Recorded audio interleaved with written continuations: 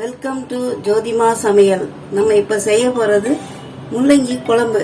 அதுக்கு தேவையானது வெங்காயம், கருவேப்பிலை, முள்ளங்கி, 2 தக்காளி, புளி கொஞ்சம் ஊற வச்சுக்கணும். இப்போ நம்ம செய்ய தொடங்கலாம்.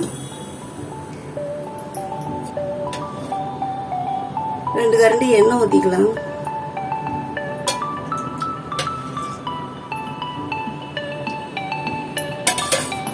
எண்ணெய் காயிட்டோம். இப்போ கடுகு, வெந்தயம் போடணும். எண்ணெய் காஞ்சிருச்சு. கடுகு, உளுந்து பருப்பு போட்டுக்கலாம்.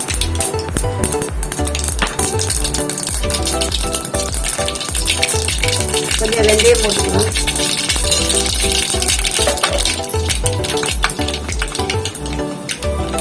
கடுகு, வெந்தயம் பொரிஞ்சிருச்சு. நம்ம இப்போ இந்த வெங்காயம் போட்டுக்கலாம். வெங்காயம், கருவேப்பிலை,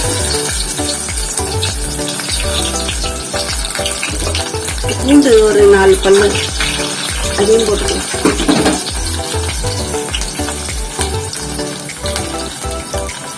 இப்போ முள்ளங்கி போட்டுக்கலாம். முள்ளங்கி போட்டு கொஞ்சம் நல்லா வதக்கணும்.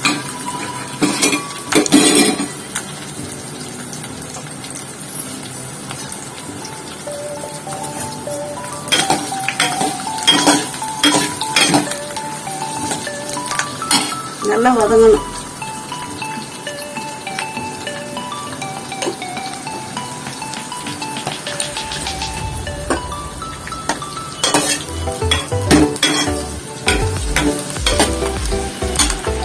நம்ம இப்போ இந்த தக்காளியை அரைச்சிட்டு வந்துடலாம்.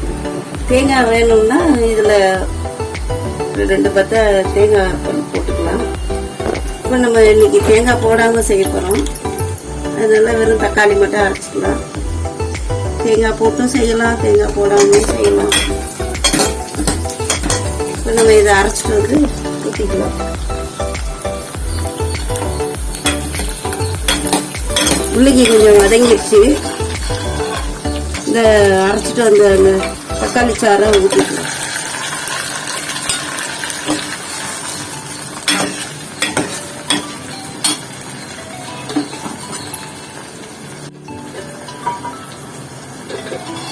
மஞ்சத்தூள்,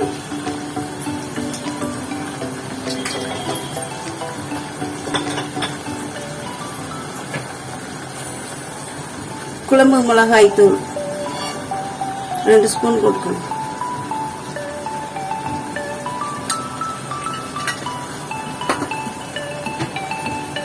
குழம்புக்கு தேவையான அளவு உப்பு.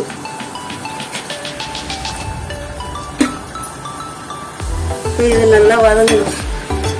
வதங்கினதுக்கு அப்புறம் புளி ஊற்றி வேக விடணும். நல்லா வதங்கணும்.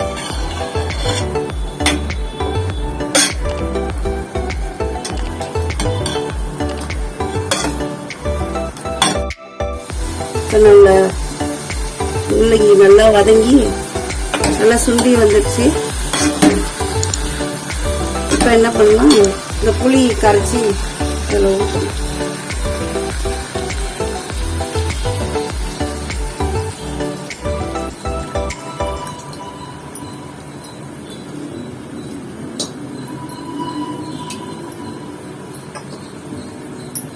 இப்போ நம்ம இதை மூடி வச்சிடலாம். நல்லா வேகட்டும்.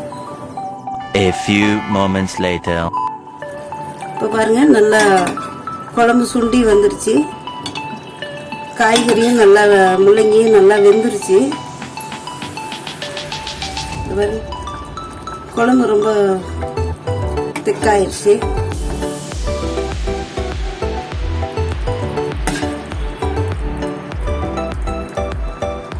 நீங்களும் செஞ்சு பாருங்க. ரொம்ப ருசியா இருக்கும் இந்த முள்ளங்கி காரக்குழம்பு.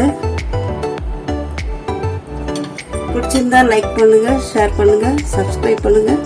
தேங்க்யூ ஃபார் வாட்சிங்.